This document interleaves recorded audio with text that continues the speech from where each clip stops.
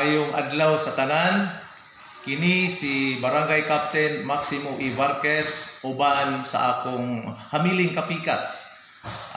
Ruth Varquez uban sa among mga anak ug sa among mga apo.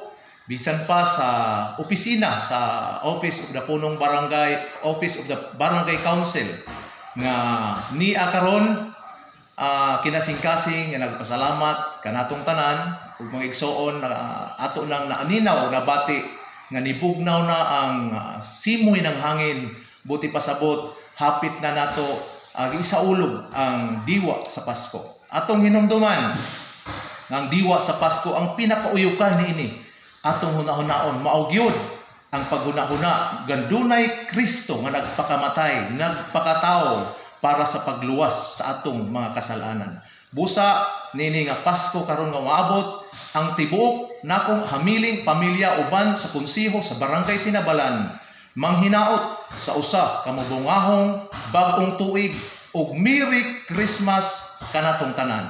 Daghang salamat.